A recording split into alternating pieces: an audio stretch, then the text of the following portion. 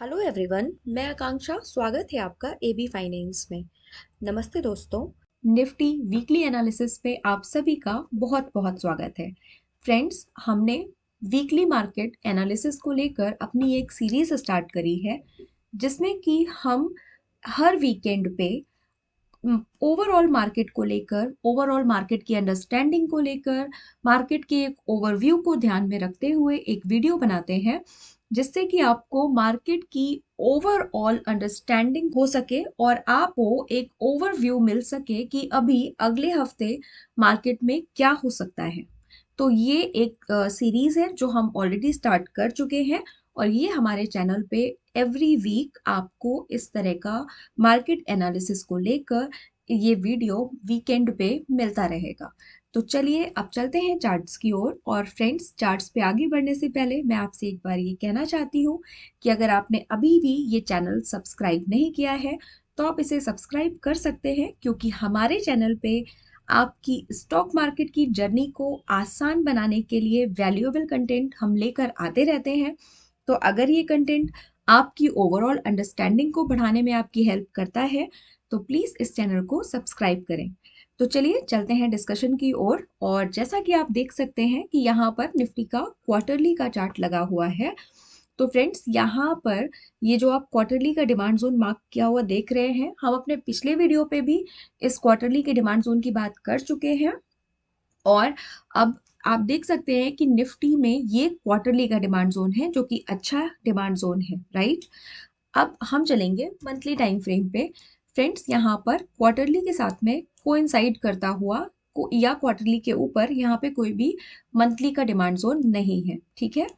तो क्वार्टरली की पिक्चर देख ली हमने, और हमने मंथली की भी पिक्चर देख ली। प्लस यहाँ पे आपको ये भी देखना होगा कि मंथली टाइम फ्रेम पे एक सेलिंग की रेंज है, जिसको कि हमने यहाँ पे रेड हॉरिजॉन्टल लाइंस के थ्रू मार्क किया हुआ है। मैं इस सेलिंग की रेंज की बात कर रही हूँ, ठीक है। तो ये हमने मंथली तक की पिक्चर को समझा। अब हम चलते हैं वीकली टाइम फ्रेम पे। तो वीकली टाइम फ्रेम को फ्रेंड्स, मैं इस चार्ट को थोड़ा जूम कर रही हूँ, अच्छे से आपको देखना है और इसको समझने की कोशिश करनी है। देखिए फ्रेंड्स, यहाँ पर जो हमने ये मंथली की दो हॉरिजॉन्टल लाइंस यहाँ पर ड्रॉ करी हुई थी, इनके टॉप पर ही एक वीकली का सप्लाई जोन है, राइट। ये वीकली का सप्लाई जोन, जो कि top non base candle supply zone है, ये मैंने यहाँ पे लिखा भी हुआ है। यहाँ पर कोई बेस कैंडल नहीं है, पर यहाँ पे एक अच्छी खासी सेलिंग की रेंज है, जिसे कि हम अवॉइड नहीं कर सकते। डेट्स वाई यहाँ पे ये मार्क की गई है, राइट। उसके नीचे यहाँ पर ये वाला सप्लाई जोन है, जहाँ पर लिखा हुआ है टेस्टेड सप्लाई जोन।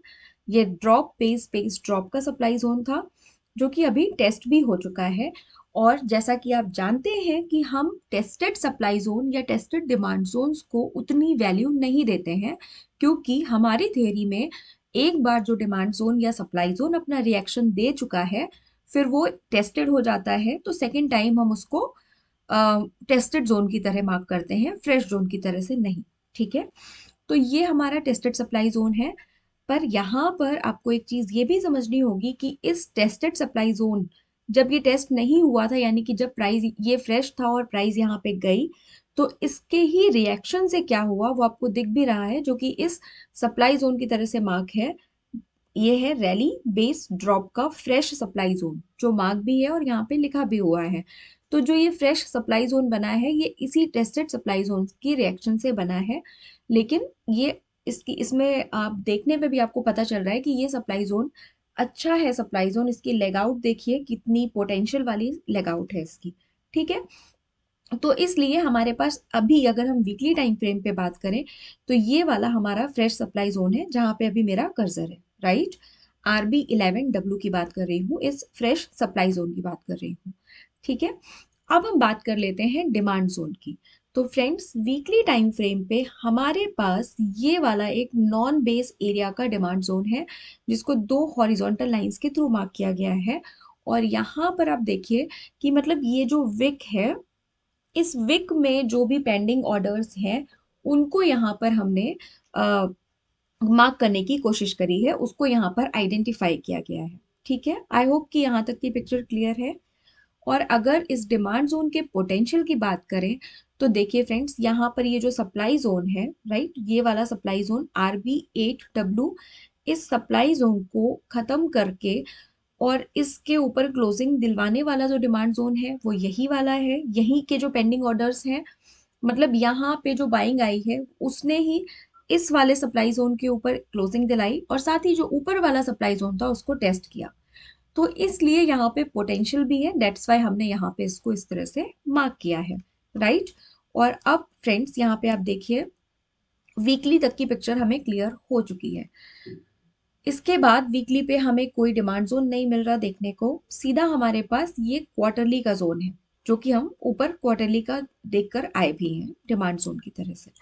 अब हम चलते हैं डेली टाइम फ्रेम पे और डेली टाइम फ्रेम पे पिक्चर को समझते हैं। देखिए फ्रेंड्स, यहाँ पर जो हमारे पास वीकली का सप्लाई जोन था, वहीं पर टॉप पर एक डेली का भी सप्लाई जोन है, तो वो तो हमारे पास है ही। उसके बाद ये टेस्टेड जोन्स जो आपको दिख रहा है, ठीक है, ये तो पीछे वाली पिक्चर से हम ऑलरेडी समझ के आए ही हैं। अब अगर हम यहाँ पे अभी नियर बाय की पिक्चर की बात करें, तो डेली पे जो हमारी जो प्राइस है वो इस वाले एक काइंड ऑफ आप डिमांड जोन कह सकते हैं। यहाँ पे ये 4 बेस कैंडल का जोन था, लेकिन हमने यहाँ पे जो बिल्कुल ओरिजिन के ऑर्डर्स हैं उनको आइडेंटिफाई किया और इस तरह से मार्क किया।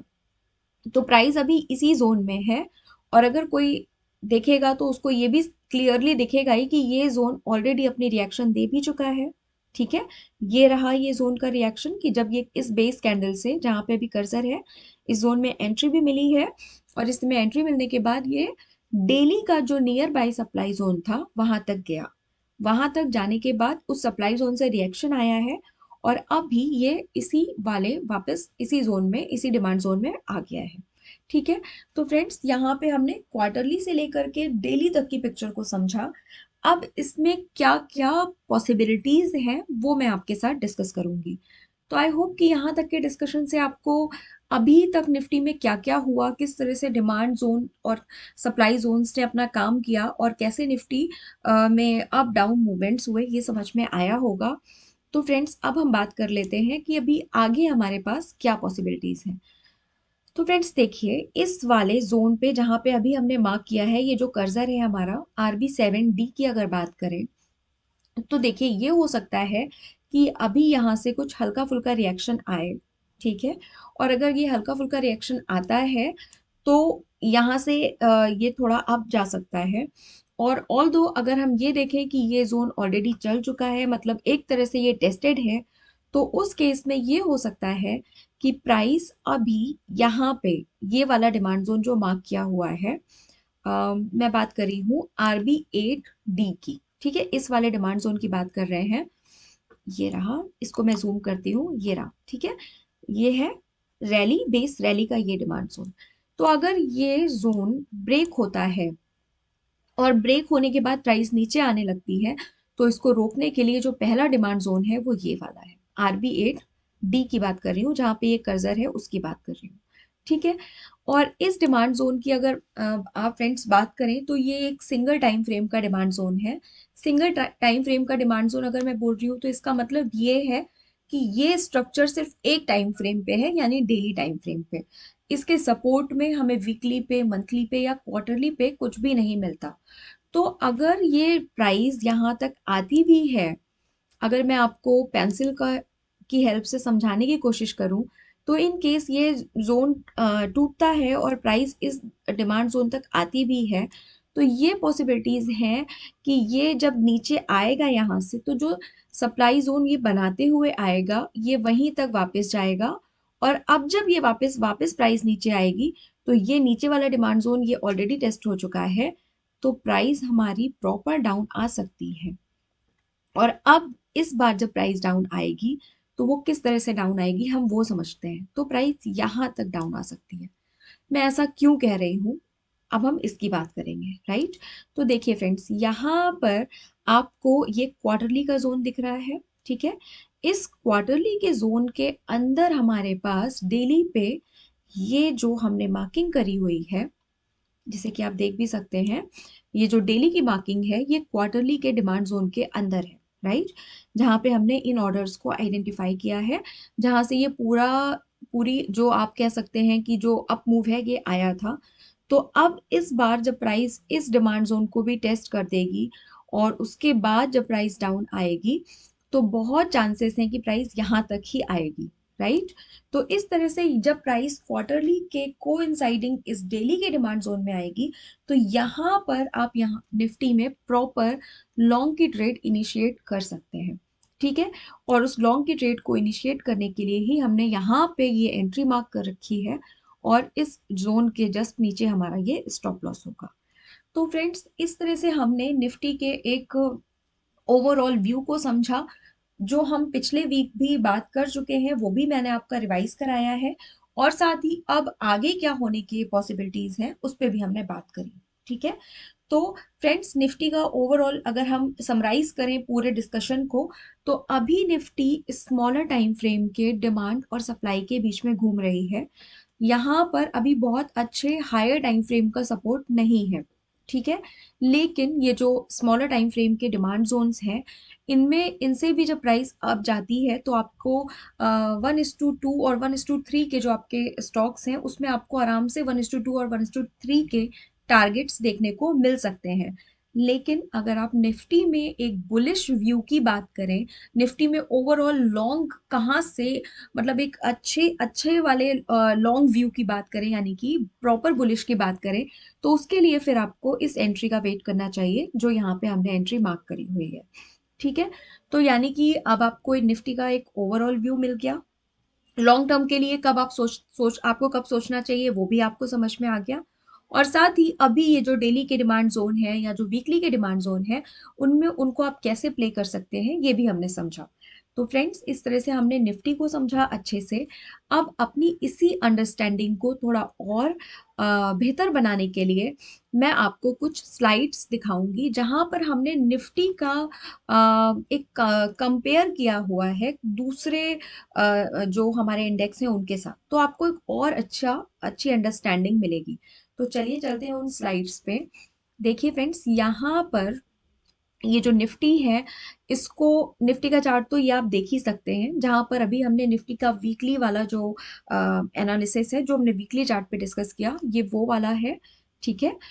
अब आप देखिए यहाँ पर निफ्टी के बाद में ये देखिए निफ्टी 200, ठीक है। ये जो निफ्टी 200 है फ्रेंड्स, यहाँ पर भी जो प्राइस है वो अपने वीकली के उसी उसी जैसे सप्लाई जोन में है जैसा कि आपको निफ्टी में दिख रहा है। आप देखिए आपको चार्ट भी लगभग लगभग सिमिलर जैसा दिखेगा, ठीक है। तो यहाँ पर भी आपको दिख रहा है कि निफ्टी 200 भी अपने वीकली के डिमांड जोन पे बिल्कुल बॉटम पे है जैसा कि निफ्टी में है। अब अगर आप बात करें निफ्टी मिड स्मॉल 400 की, तो यहाँ पर आप देखिए प्राइस अपने वीकली के डिमांड जोन में है और यहाँ पर पिक्चर थोड़ी सी डिफरेंट इसलिए है क्योंकि अगर आप निफ्टी और निफ्टी 200 का चार्ट देखेंगे तो ये जो वीकली का जो डिमांड जोन है वो एक बार को आपको टेस्टेड दिख रहा है, राइट। ये देखिए ये टेस्टेड है एक बार को, अब प्राइस एकदम बॉटम में आई है। निफ्टी 200 में भी ऐसी ही पिक्चर है और निफ्टी में भी सेम यही पिक्चर है। बट अगर आप निफ्टी मिड स्मॉल 400 की बात करें तो आप देखेंगे कि ये प्रॉपर फ्रेश डिमांड जोन में आई है और इस डिमांड जोन की अचीवमेंट भी है, अच्छी क्लोजिंग भी है।